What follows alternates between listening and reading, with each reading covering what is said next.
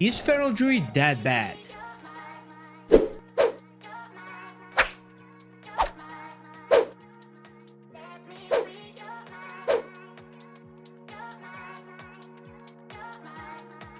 Well, let's go through some of the categories and make the conclusion in the end. I'll point out, I hope all the things that Feral lacks in Phase 2, but I'll probably forgot something, so feel free to tell me your frustration in the comment section. Well, I don't know where should I start from. So I guess I'll start with maybe the biggest and most annoying problem at the moment, which is mana. Current state is hilarious.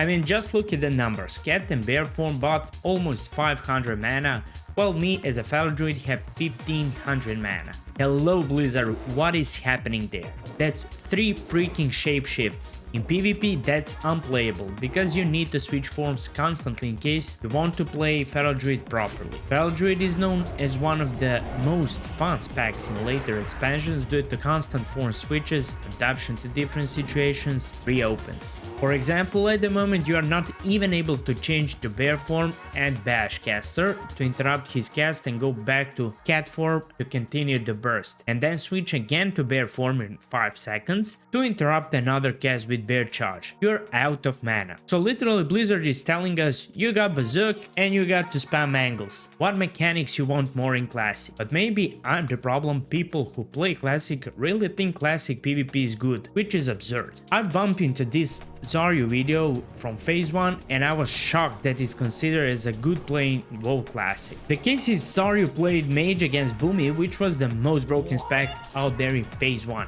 Guy literally just changed forms and was kiting his Living Flames with instant surge cast whenever he had CDs and demolished Zaryu. I have not lost a duel this hard against any other class.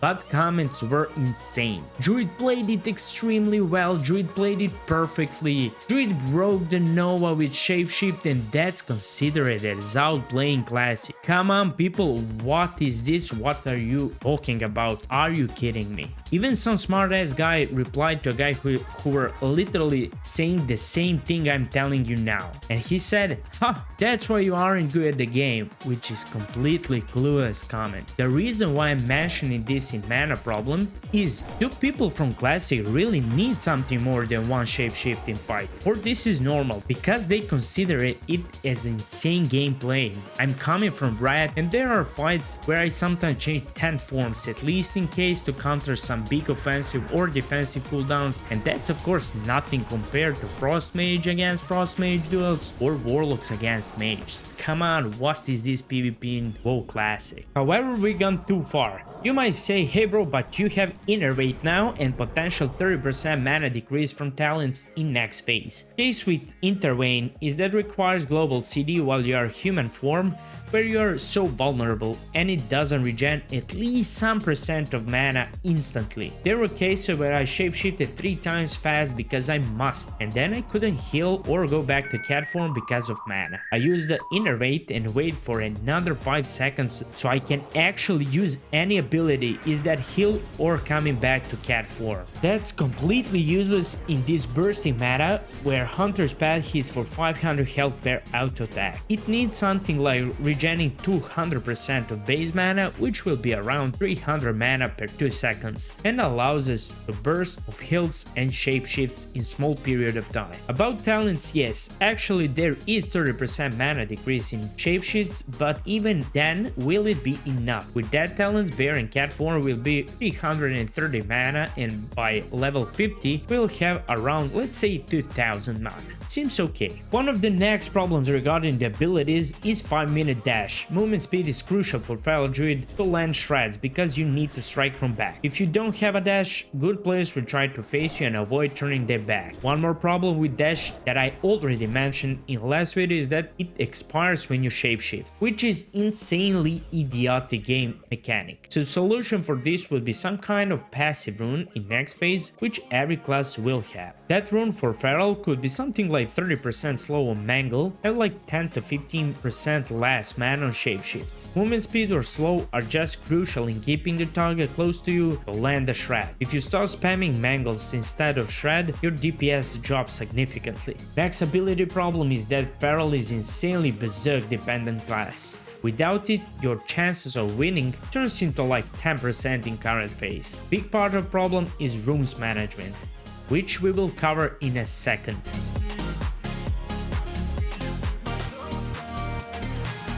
But I already mentioned that new passive rune could help Feral Druid a bit. Let's talk about the problems we are facing with runes at the moment. I am okay with a chest rune having a tank in DPS solution with wall strikes and fittest, and I'm changing items myself when I'm facing different enemies. But having survival instinct and king of the jungle runes on same gear piece shouldn't be the case in my opinion, and here's why. If you want to use king of the jungle rune, which you need to use for offensive stats, we completely don't have any kind of defensive ability, nor the option to vanish away and swap the gear like rogues can. Having in mind all the mana issues I mentioned on the beginning, that makes Feral easy peasy target for almost everyone. If we take Survival Instinct rune, we are not able to make a proper opener without King of the Jungle. Energy starving, low CP making, and all of that forces us to use Berserk in opener. Using Force Berserk to make normal opener can be very bad and completely change the fight direction. It can be easily countered. For example, you're fighting against Shadow Priest and you gun with instant Berserk in opener and he just uses Dispersion on start and reset the fight. You will eventually get stunned and you can trinket that. If that happens, there goes full length fear and that's end of the fight. If you don't trinket a fear, it's also end of the fight because he will make a lot of space with that stun. If we had Berserk and King of the Jungle and Survival Instinct in same time, that would be completely different. Open without Berserk makes some good pressure in start with King of the Jungle. We get fear, use Berserk and continue DPSing, while we still have Instinct in our pocket. Without King of the Jungle, we can put any pressure on enemies, so this needs to be changed. Rune that we should have in this phase is of course Predatory Strike. That's the rune I'm sure we are getting in next phase, mark my words. That would make Ferals much more competitive even in this phase with mana issues. Imagine getting 5 combo point rip and using instant 1k healing touch after that. That would be freaking awesome and I am sure we are seeing that in phase 3. But Predatory Strike is not used just for heals but also for CC. Using 5 combo points Mayhem Stun in opener will force a trinket and we need some kind of cyclone to follow it up with Predatory Strike. That kind of opener is popular in Rat and completely resets the fight. Your enemy doesn't have trinket now. For now, our follower up to Mayhem could be just Entangling Roots, but against caster it's mostly useless since they can still cast. But yeah, even with just heals Predatory will be a great improvement. So all in all, in this phase Feral Druid is very dependent on ultimate ability Berserk. If we go King of the Jungle, we don't have any defensive cooldown, we don't have any kind of crowd control beside Bash, where we need to switch forms and lose 2 global cooldowns in it,